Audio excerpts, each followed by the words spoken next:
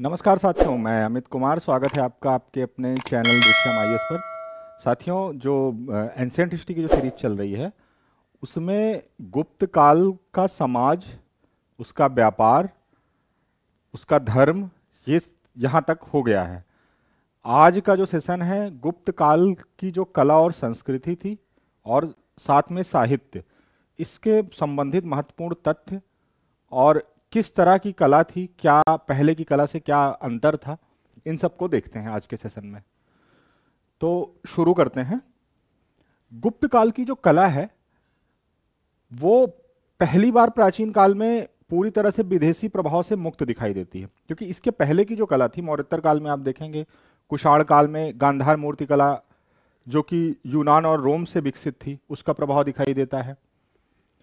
लेकिन गुप्त काल की जो कला थी वो मथुरा की जो शैली थी बुद्ध की मूर्तियों की, उस शैली का परिष्कृत रूप दिखाई देता है। उसके अलावा सारनाथ और पाटलिपुत्र दो नए केंद्र विकसित होते हैं कलाओं के, मंदिर बनने शुरू होते हैं, स्थापित मंदिर। इसके पहले के जो मंदिर मौर्योत्तर काल में दिखाई देते हैं वो घास फूस के बल्लियों पटरों से बनाए जाते थे, कोई संरचनात्मक मंदिर उस तरह से उसके उदाहरण नहीं वो कहे जाएंगे। तो मंदिर का बाकायदा मूर्तियां स्थापित करके मंदिर निर्माण ये गुप्त काल में ही शुरू होता है, उसको भी देखेंगे क्या शैली थी इनके मंदिरों की। तो इसी जो भारतीय इतिहास में प्राचीन काल में गुप्त काल को स्वर्ण युग कहा जाता है, आप लोगों ने सुना होगा। स्वर्ण युग कहे जाने का रीजन भी यही है कि कला और साहित्य की जो उन्नति थी इस काल की वो अद्वितीय थी। इवन विज्ञान प्रौद्योगिकी की भी उन्नति आप देखेंगे, अगला एक सेशन उस पर भी होगा, उसकी भी उन्नति बहुत व्यापक दिखाई देती है। तो क्लासिकल युग कहे जाने का एक बड़ा रीजन था कला और साहित्य इन सबका विकास, विज्ञान और प्रौद्योगिकी का। इसे यहां तक कि इस काल को जो है आर.डी. बनर्जी ने पुनर्जागरण काल कहा है। इसी कला और साहित्य की उन्नति की वजह से ही आर.डी. बनर्जी ने इस काल को पुनर्जागरण काल कहा है, इसकी कला और संस्कृति की उन्नति की वजह से ही। ठीक, के.एम. मुंशी तथा अन्य राष्ट्रवादी इतिहासकारों ने स्वर्ण युग कहा। रोमिला थापर का कहना है कि 300-600 ईस्वी के बीच का काल जो है वो परिवर्तन की दहलीज का काल है। इसको परिवर्तन की दहलीज कहा है। क्यों परिवर्तन की दहलीज कहा है? क्योंकि इस दौरान आप देखेंगे व्यापारिक परिवर्तन हो रहा है, केंद्रीकरण से विकेंद्रीकरण की तरफ बढ़ रहे हैं राजनीतिक रूप से। इसके अलावा कला और साहित्य की जो उन्नति हो रही है वो अपने मौलिक रूप में है, उसका विकास दिखाई दे रहा है। तो इन्हीं सब वजहों से रोमिला थापर ने इस काल को जो है परिवर्तन की दहलीज कहा है। मंदिर निर्माण कला का जन्म इसी काल में हुआ, जैसा कि मैंने बताया। इस काल के मंदिर जो हैं वो नागर शैली के हैं। 3 शैलियों के मंदिर भारतीय संस्कृति परंपरा में दिखाई देते हैं, एक नागर शैली, एक द्रविड़ शैली, एक बेसर शैली। उत्तर भारत के जो मंदिर थे वो नागर शैली में बने प्रायः, दक्षिण भारत के जो मंदिर थे वो द्रविड़ शैली में बने, और एक और शैली विकसित हुई जो कि नागर और द्रविड़ की मिश्रित शैली थी, जिसे कि बेसर शैली बोलते हैं। बेसर शैली जो है वो विकसित हुई विंध्य से लेकर इधर जो आंध्र का क्षेत्र है इसके बीच में जो शैली विकसित हुई वो बेसर शैली थी। तो हालांकि बाकी जो शैलियां हैं द्रविड़ और बेसर शैली, नागर शैली को भी, इन तीनों को अलग से एक मंदिर निर्माण की शैली का जब सेशन होगा उसमें देखेंगे। अभी आज के सेशन में चूंकि गुप्त काल के जो मंदिर बने वो नागर शैली के मंदिर थे, तो संक्षिप्त में हम नागर शैली की विशेषताओं को भी देख लेंगे। जैसा कि मैंने बताया प्रमुख कला केंद्र 3 हैं, मथुरा, पाटलिपुत्र, सारनाथ। इस काल में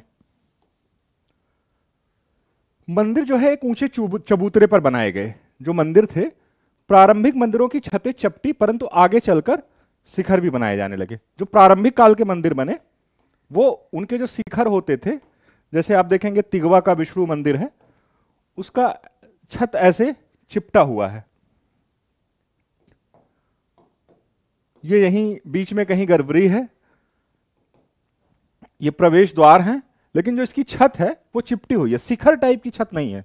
प्रारंभिक जो मंदिर है, आगे चल के शिखर युक्त मंदिर बनते हैं। मंदिर जो थे ये एक चबूतरे पर बनाए जाते थे, एक चबूतरा होता था उस पर स्थापित किए जाते थे, उन चबूतरों पर। ठीक। तिगवा का जो विष्णु मंदिर है वो कुछ इसी तरह का है। तिगवा का विष्णु मंदिर हो गया, भूमरा का शिव मंदिर हो गया, ये सब शुरुआती स्तर के मंदिर हैं। इनमें आपको शिखर नहीं दिखेगा। पहला जो शिखर दिखाई देता है वो देवगढ़ का दशावतार मंदिर है, पहला शिखर मंदिर का उदाहरण है। अधिकांश मंदिर जो है वो पत्थरों से निर्मित हैं, किंतु दो मंदिर ऐसे हैं जो ईंटों से बने हैं, जिनमें एक सिरपुर का मंदिर है जो कि ईंटों से बना, और एक भीतरगांव का मंदिर है। ये जो दो मंदिर हैं, ये ध्यान रखिएगा, पूछे जाते हैं कि गुप्त काल के कौन से ऐसे दो मंदिर हैं जो ईंटों से बने हैं। भीतरगांव का मंदिर और सिरपुर का मंदिर, ये दोनों ईंटों से निर्मित हैं। ठीक है। देवगढ़ का जो दशावतार मंदिर है उसके शिखर बहुत व्यवस्थित नहीं है, कुछ इस तरह से दिखाई देता है, जो उसके अवशेष हैं इस तरह से उठे हुए वो शिखर दिखाई देते हैं। थोड़ा सा इसको करते हैं।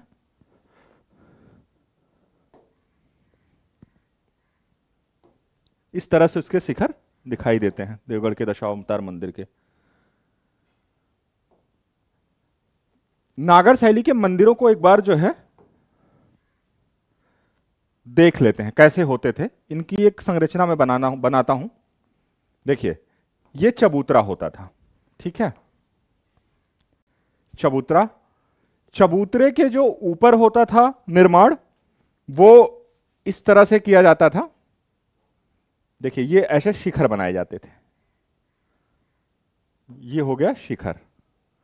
अब चबूतरे के पास यहीं बीच में ये गर्भगृह होता था, ये गर्भगृह होता था।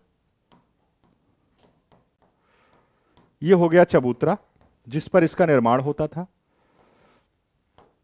ऊपर जो होता था वो आमलक होता था एक, और आमलक के ऊपर शिखर होता था। ये आमलक होता था और आमलक के ऊपर जो था वो शिखर होता था, इसीलिए इसको शिखर मंदिर बोलते थे।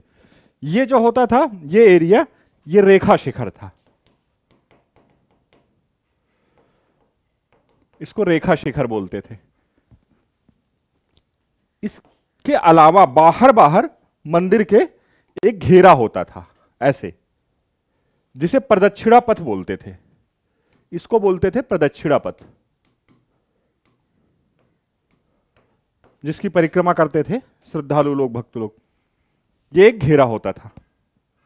इसके अलावा जो है मंदिर के गर्भगृह के सामने मंडप बने होते थे। जैसे ये गर्भगृह है, इसके सामने मंडप होते थे। मंडप ऐसे महामंडप, अर्ध मंडप, इस तरह से बनाए जाते थे। इन मंडपों को महामंडप, अर्ध मंडप, ठीक है, नृत्य मंडप एक होता था। इस तरह के गर्भगृह के सामने ये संरचनाएं होती थी। ठीक। सबसे ऊपर शिखर होता था, उसके नीचे आमलक होता था, ये रेखा शिखर। फिर से एक बार देख लीजिए, ये गर्भगृह हो गया। इसके चारों ओर प्रदक्षिणा पथ होता था गर्भगृह के। उसके अलावा ये नीचे चबूतरा होता था। ठीक। ये थी संरचना। जो गर्भगृह था उसको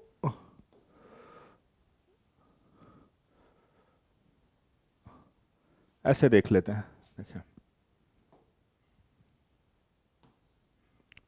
ये प्रदक्षिणा पथ, ये गर्भगृह है।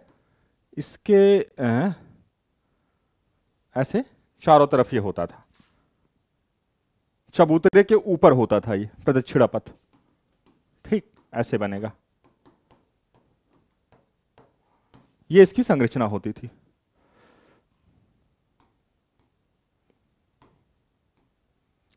ओके। तो ये रेखी संरचना है किसकी? नागर शैली के मंदिरों की। कब बनने शुरू हुए? तो गुप्त काल में बनने शुरू हुए। शुरुआत के जो मंदिर थे उसमें देखो शिखर नहीं मिलेगा, छठ सपाट होगी। चबूतरा तो होता था, चबूतरा होता था, गर्भगृह होता था, गर्भगृह ये भी होता था, लेकिन इसके ऊपर ऐसे सपाट छत बना दी जाती थी। बाद के जो मंदिर जब विकसित हुए तो उसमें शिखर बनने, ये पूरा रेखा शिखर, फिर ऊपर आमलक, उसके ऊपर शिखर, इस तरह का निर्माण होने लगा।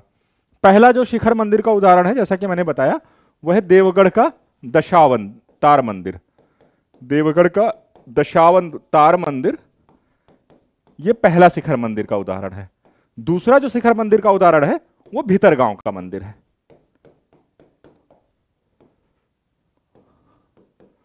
भीतरगांव का जो मंदिर है वो दूसरा शिखर मंदिर का उदाहरण है, ये ध्यान रखिएगा।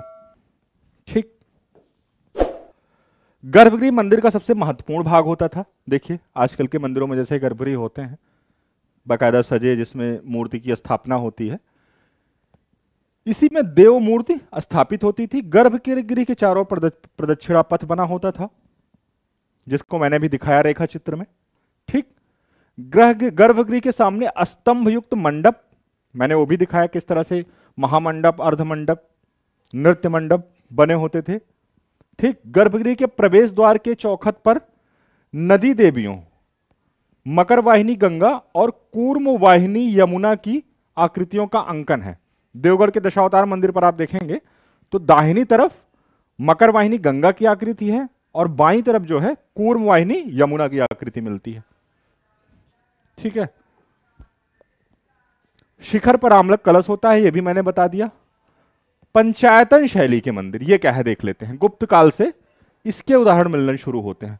पंचायतन शैली का जो मंदिर होता था, संरचना तो यही हो गई नागर शैली की, जैसे चबूतरा, चबूतरे के ऊपर ये शिखर, शिखर के ऊपर रेखा शिखर, रेखा शिखर के ऊपर ये आमलक और आमलक के ऊपर शिखर, ये तो हो गया सामान्य संरचना। ठीक। लेकिन पंचायतन शैली के जो मंदिर होते थे, गर्भगृह में एक जो मुख्य देवता होते थे, उनके अलावा चार जो है इसके कोने पर सहायक देवताओं को भी स्थापित किया जाता था। ये थी पंचायतन शैली। पंच देवता, पंचायतन, इसीलिए इसको पंचायतन शैली बोला गया। एक मुख्य देवता और चारों कोनों पर गर्भगृह के चार सहायक देवता। ठीक। इसे कहेंगे पंचायतन शैली का मंदिर। इसकी शुरुआत भी हो रही है गुप्त काल में। इसका भी प्राचीनतम उदाहरण जो है पंचायतन शैली का, वो देवगढ़ का दशावतार मंदिर है। शिखर मंदिर का पहला उदाहरण देवगढ़ का दशावतार मंदिर, पंचायतन शैली का पहला उदाहरण देवगढ़ का दशावतार मंदिर। दोनों ही खूबियां इसमें मिलती हैं। ठीक। गुप्त काल के प्रमुख मंदिर देख लेते हैं। तिगवा का विष्णु मंदिर, ये जबलपुर में है। भूमरा का शिव मंदिर, ये मध्य प्रदेश में है। नचना कुठार का पर्वती मंदिर, चौमुखनाथ शिव मंदिर, ये सारे मंदिर एमपी में। आप ये भी देखेंगे गुप्त काल के ज्यादातर मंदिर जो है मध्य प्रदेश में पाए जाते हैं, जो नागर शैली के मंदिर बने। देवगढ़ का जो दशावतार मंदिर है ये ललितपुर में है। आज का जो उत्तर प्रदेश का ललितपुर जिला है, पहले झांसी में था, तो कई बार विकल्प में झांसी भी हो सकता है, लेकिन आज के टाइम पे आधुनिक ललितपुर में है देवगढ़ का दशावतार मंदिर। ठीक। ये देखिए मंदिर की दीवारों पर शेषशाही विष्णु नारायण की तपस्या एवं गजेंद्र मोक्ष, रामायण, महाभारत, कृष्ण की लीला, इन सब का अंकन मिलता है। मंदिर की जो बाहर की दीवारें होती हैं। देवगढ़ मंदिर के शिव को योगी रूप में प्रस्तुत किया गया है। यहां पे जो शिव हैं उनको योगी रूप में दिखाया गया है। ठीक है। इसी तरह जो भूमरा का जो खो मंदिर है, उसके जो शिव हैं, भूमरा के मंदिर में जो शिव हैं उनको मुकुटधारी दिखाया गया है। भूमरा के शिव मंदिर में वो जो शिव हैं उन्होंने मुकुट पहना हुआ है। ठीक। मुकुटधारी शिव। बौद्ध स्तूप, इस टाइम पर बौद्ध स्तूपों का भी निर्माण हुआ। इससे गुप्तों की धार्मिक सहिष्णुता की भी नीति का पता चलता है। वैसे तो वो वैष्णव थे, शैव मत अनुयायी भी मिलते हैं, जैसे वीरसेन जो इनका कुमार गुप्त का सामंत था वो शैव था। तो बौद्ध स्तूप भी बनते हैं। प्रमुख जो बौद्ध स्तूप थे, सारनाथ का धम्मेक स्तूप, ये देखिए इसकी इमेज, ये सारनाथ में है। सारनाथ का धम्मेक स्तूप है। राजगृह में जरासंध की बैठक, ये भी स्तूप था, इसी दौरान बना। ये दो प्रमुख स्तूप हैं जो गुप्त काल में बनते हैं। बोध गया में एक बौद्ध मंदिर निर्मित किया गया जिसमें बुद्ध की मूर्ति एक विशाल भूमि स्पर्श मुद्रा में स्थापित है। बोध गया में वो गुप्त काल में बनी। उदयगिरी में गुफाओं का भी निर्माण हुआ, गुफाओं के अंदर मंदिरों का निर्माण हुआ, पत्थरों को काटकर गुफाओं के मूर्तियां बनाई गई, मंदिर बनाए गए। चंद्रगुप्त विक्रमादित्य के सेनापति वीरसेन ने करवाया था इन गुफाओं का निर्माण। ये जो गुफाएं थी उदयगिरि की गुफाएं, ये चंद्रगुप्त द्वितीय के समय में बनती हैं। उदयगिरि की जो गुफा है ये चंद्रगुप्त द्वितीय, जिसे विक्रमादित्य भी बोलते थे, उसके काल की हैं। उनका जो सेनापति था वीरसेन, उसने बनवाई थी। ठीक है, वीरसेन जो था ये शैव सम्प्रदायी था स्वयं में, कुमारगुप्त नहीं, चंद्रगुप्त के समय का था ये मंत्री। विष्णु के वराह अवतार की विशाल मूर्ति यहां स्थापित कराई गई है इन गुफाओं में। उदयगिरि की जो गुफाएं हैं उसमें विष्णु की वराह मूर्ति स्थापित कराई गई है। मूर्तिकला मथुरा शैली से प्रभावित। मथुरा जो शैली है वो पूर्ण रूप से भारतीय शैली थी, और गुप्त काल में जो मूर्तियां और मंदिर बनते हैं वो पूरी तरह से भारतीय शैली है, मौलिक शैली है, तो वहां से प्रभावित हैं ये। गंगा यमुना मूर्ति इसी काल की देन है, इसके पहले गंगा यमुना की मूर्तियां नहीं बनती थी। शिव के अर्धनारीश्वर स्वरूप की रचना इसी काल में हुई। ब्रह्मा विष्णु महेश जो त्रिमूर्ति मिलती है वो भी गुप्त काल की है। त्रिमूर्ति की संकल्पना हरिहर के रूप में मूर्तियों की संकल्पना, ये सब गुप्त काल में दिखाई देती हैं। बुद्ध मूर्तियां, सारनाथ से प्राप्त बुद्ध मूर्तियों का निर्माण चुनार के बलुआ पत्थरों से, लाल बलुआ पत्थरों से हुआ है। सारनाथ से प्राप्त जो बुद्ध की मूर्तियां हैं। कांगड़ा से धर्म चक्र प्रवर्तन मुद्रा में पीतल की मूर्ति मिली है एक। सुल्तानगंज से अभय मुद्रा में तांबे की मूर्ति मिली है। ये फैक्ट है, याद रखिएगा आप लोग। गुप्तकालीन गुफा स्थापत्य, गुहा स्थापत्य एवं चित्रकला। अजंता और बाघ की गुफाओं को मूल रूप से गुप्तकालीन माना जाता है। इनमें जो मुख्य निर्माण हुआ, अजंता में कुल 29 गुफाएं हैं, जिसमें 16, 17 तथा 19 ये गुप्त काल की मानी जाती हैं। इन तीनों को का जो निर्माण है वो वाकटक शासक ने कराया था। वाकटक शासक पृथ्वीसेन द्वितीय ने। वाकटक शासक पृथ्वीसेन द्वितीय के सामंत थे व्याघ्रदेव।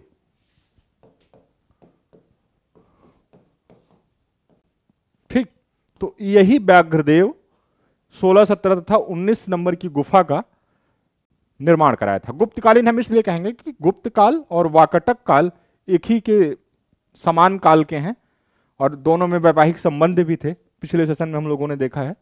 तो ये उन्होंने ही बनवाया था, वाकटक शासक पृथ्वीसेन द्वितीय के सामंत व्याघ्रदेव ने। ठीक, व्याघ्रदेव। इसकी अवस्थिति कहां है अजंता की? तो महाराष्ट्र के औरंगाबाद में यह है, बाघोरा नदी के किनारे, सह्याद्री की पहाड़ियों पर स्थित है। इसको खोजा किसने? तो मद्रास रेजिमेंट के एक सैनिक विलियम एरिस्कन ने इसे खोजा। गुफा संख्या 13 जो है इसकी, वो सबसे प्राचीन है। ठीक, गुफा संख्या 16 इसकी बहुत महत्वपूर्ण है, प्रश्न कई बार पूछा गया है। इसमें जो एक चित्रांकन है बहुत ही खूबसूरत है, मर्दासन्न राजकुमारी का। उसके अलावा गौतम बुद्ध के वैराग्य उत्पन्न होने के 4 दृश्य हैं, जो कि बहुत ही अच्छे दृश्य हैं। उपदेश सुनते भक्तगण, ये सारे दृश्य गुफा संख्या 16 में मिलते हैं, जिसमें सबसे प्रमुख है मर्दासन्न राजकुमारी का। गुफा संख्या 17 जातक कथाएं इसी में मिलती हैं बुद्ध की। गृहत्याग का चित्र भी इसी में है बुद्ध के। राशि चक्र गुफा भी कहते हैं इसे, चित्रशाला गुफा भी इसे कहते हैं। चित्र की संख्या बहुत ज्यादा है इसमें। सर्वश्रेष्ठ चित्र इसका है माता एवं शिशु का, जिसमें माता अपने शिशु को गोद में लेकर स्तनपान करा रही। यह चित्र सबसे अच्छा चित्र है। अधिकांश चित्र बुद्ध के जीवन से संबंधित हैं। 19 सर्वाधिक, गुफा संख्या जो 19 है वो सर्वाधिक बृहद स्तूप है। इसमें बृहद स्तूप गुफा है, मतलब बड़ा स्तूप है इसका। इसके अंदर जो स्तूप बना है। बाघ की गुफाएं ये भी इसी की काल की हैं, गुप्त काल की हैं। इनकी संख्या कुल 9 है। मध्य प्रदेश के बाघिनी नदी के तट पर हैं। खोजा किसने था इसको? तो डेंजरफील्ड ने खोजा था। डेंजरफील्ड बाघ की गुफाओं को। ठीक, ये ध्यान रखिएगा, पूछा गया है। कला हो गई, मुख्य मुख्य चीजें हमने कला देख ली गुप्त काल की। अब साहित्य देखते हैं। साहित्य की उन्नति बहुत ज्यादा थी इसकी। मैक्स मूलर ने साहित्य की उन्नति की ही वजह से इसको पुनर्जागरण काल कहा है। रामायण महाभारत को अंतिम रूप से गुप्त काल में संकलित किया गया, अंतिम रूप दिया गया। 300-600 संस्कृत साहित्य का क्लासिकल युग कहा जाता है। 300 से 600 ईस्वी, यही गुप्त काल का भी एरा है। समस्त अभिलेख और मुद्राएं संस्कृत में हैं गुप्त काल में, यह ध्यान रखिएगा। जितनी भी है अभिलेख और मुद्राएं मिली हैं, चाहे वो करमदंडा अभिलेख हो, चाहे मंदसौर अभिलेख हो, सभी प्रयाग प्रशस्ति हो, सभी संस्कृत में है। सर्वप्रथम गुप्त शासकों ने ही मुद्राओं पर छंदोबद्ध लेख उत्कीर्ण कराना शुरू किया। ठीक, इस काल के 3 प्रमुख कवि और उनकी रचनाएं देखते हैं। हरिशेन, उनकी रचना है प्रयाग प्रशस्ति, जो कि चंपू शैली में है। वीरसेन, चंद्रगुप्त के सचिव थे ये, इनका उदयगुरी गुहालेख है। चंद्रगुप्त द्वितीय विक्रमादित्य जिन्हें बोलते हैं, उनके सचिव थे। इस लेख में वीरसेन को शब्द, अर्थ, न्याय, व्याकरण, राजनीति का मर्मज्ञ, कवि एवं पाटिलपुत्र का निवासी कहा गया है। किसमें कहा गया है? तो उदयगुरी गुहालेख में कहा गया है। ठीक है। वत्सभट्टी की है मंदसौर प्रशस्ति। वत्सभट्टी कौन था? तो ये कुमार गुप्त का सचिव था, उसका संधि विग्रह और सचिव था, अधिकारी था कुमार गुप्त। उसी के काल में मंदसौर प्रशस्ति लिखी गई। पहली बार गुप्त काल में धर्मनिरपेक्ष साहित्य का लेखन हुआ। इसके पहले धर्मनिरपेक्ष साहित्य नहीं मिलते हैं। विशाखा दत्त ने 2 संस्कृत नाटक लिखे, एक मुद्रा राक्षस और दूसरा देवीचंद्र गुप्तम। ठीक, 2 हैं, अलग अलग हैं ये, मुद्रा राक्षस और देवीचंद्र गुप्तम। भारवी ने किरातर्जुनीयम लिखा, जिसमें किरात भेषधारी अर्जुन का उल्लेख है। चंद्रगोमिन, ये बंगाली बौद्ध भिक्षु थे जिन्होंने चंद्र व्याकरण लिखी। बंगाली बौद्ध भिक्षु थे चंद्रगोमिन, चंद्र व्याकरण लिखी इसी काल में। कालिदास, महान कवि, भारत का शेक्सपियर जिसे कहा जाता है, वो भी इसी काल के थे। संस्कृत भाषा के सर्वश्रेष्ठ कवि एवं नाटककार माने जाते हैं ये। भारत का शेक्सपियर एवं वैदर्भी शैली का इनको जन्मदाता माना जाता है।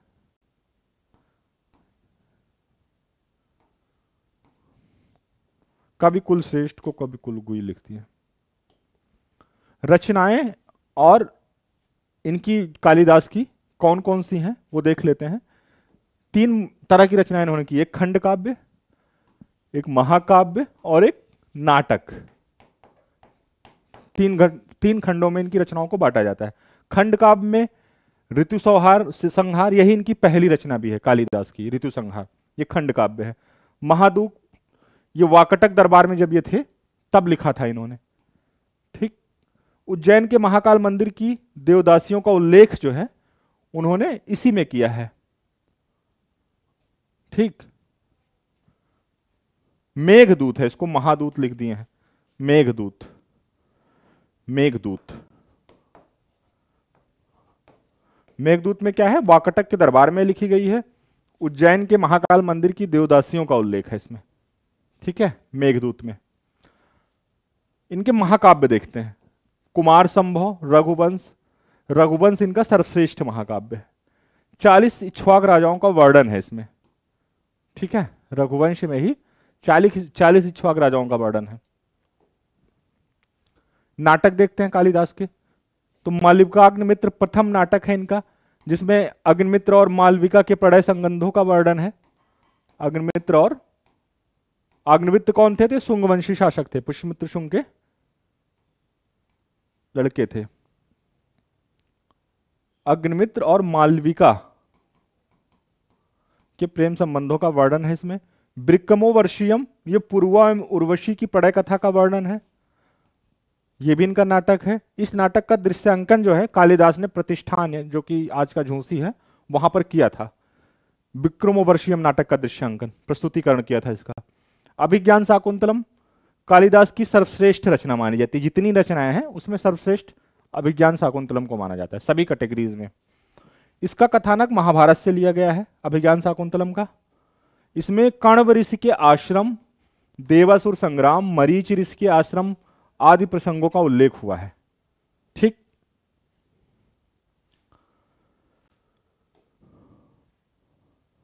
कौंतलेश्वर दैत्य, इस नाटक का भी रचयिता क्षेमेंद्र ने कालिदास को ही माना है। कौंतलेश्वर दैत्य क्षेमेंद्र ही हैं जो इसको माने हैं कि इसकी रचना कालिदास ने की है, कौंतलेश्वर दैत्य की। मृच्छकटिकम है जिसकी रचना शूद्रक ने की है। ये ब्राह्मण व्यापारी चारुदत्त एवं गणिका वसंत सेना की प्रणय कथा का उल्लेख है, ये भी इसी काल का है। तत्कालीन समाज में व्याप्त भ्रष्टाचार पर प्रकाश भी पड़ता है। शूद्रकृत मृच्छकटिकम से तत्कालीन न्याय व्यवस्था की झांकी मिलती है, उससे ये सारी चीजें मिलती हैं। किससे? तो शूद्रकृत मृच्छकटिकम से। ठीक, भास का स्वप्नवासो दत्ता प्रथम संपूर्ण नाटक माना जाता है। भास का स्वप्नवासो दत्ता प्रथम संपूर्ण नाटक माना जाता है। विशाखा दत्त कृत मुद्रा राक्षस नायिका विहीन नाट्य रचना है, इसमें कोई नायिका नहीं है। ठीक, संस्कृत के शीर्षत्रयी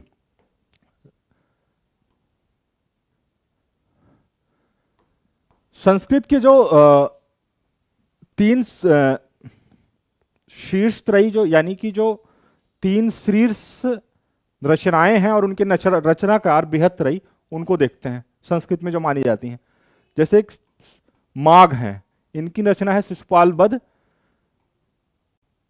भारव की है किरातुनजीयम और श्रीहर्ष का है नैषधीय चरित्रम। ये शीर्षत्रयी माने जाते हैं। कौन कौन? माघ, भारवी और तीसरे है श्रीहर्ष, ये शीर्षत्रयी हैं। ठीक, इनकी रचनाएं बृहत्त्रयी हैं, जैसे माघ की शिशुपाल वध, भारव की किरातुनजीयम और श्रीहर्ष की नैषधीय चरित्रम, ये तीन बृहत्त्रयी हैं। कुछ अन्य प्रमुख रचनाएं देख लेते हैं इस काल की। जैसे अमरकोश की है, अमरकोश को अमर सिंह ने किया है, ये इसको लिंगानुशासन भी बोलते हैं। कामसूत्र वात्स्यायन का है, वो भी इसी काल में लिखा गया। पंचतंत्र ये विशुर शर्मा ने लिखा। काव्यादर्श और 10 कुमार चरित्र ये दंडिन की है।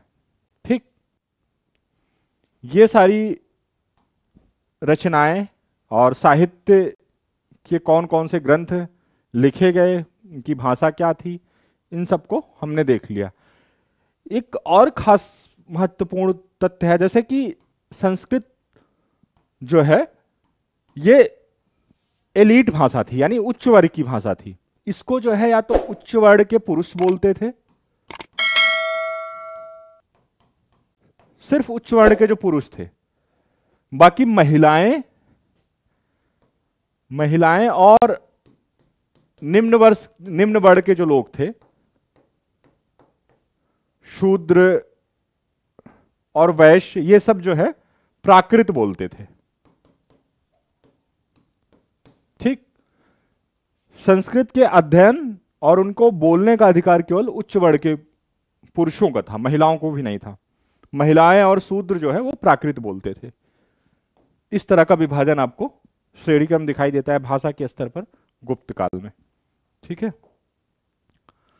तो हमने गुप्त काल के साहित्य को भी देख लिया। अब गुप्त काल की एक और इसका सेगमेंट बचा हुआ है, काफी महत्वपूर्ण है, वो है विज्ञान और प्रौद्योगिकी, क्योंकि इस काल में विज्ञान प्रौद्योगिकी की काफी उन्नति हुई। आप देखेंगे कि आर्यभट्ट, बराहमिहिर जैसे भूगोलवेत्ता और वैज्ञानिक अन्वेषण करने वाले लोग हुए, जिन्होंने शून्य का आविष्कार किया, पृथ्वी सूर्य का चक्कर लगाती है, आर्यभट्ट ने ये सारी बातें बताई। खगोल शास्त्र का बेहद अध्ययन किया बराहमिहिर ने। इन सब को हम देखेंगे एक अलग सेशन में। प्लीज आप लोग चैनल को शेयर करिए, ज्यादा से ज्यादा लोगों को आप सब्सक्राइब करिए जिन लोगों ने नहीं किया है, जो देख रहे हैं, जिससे हमें और प्रोत्साहन मिले और हम इसी तरह से आप लोगों के सामने आते रहें। धन्यवाद।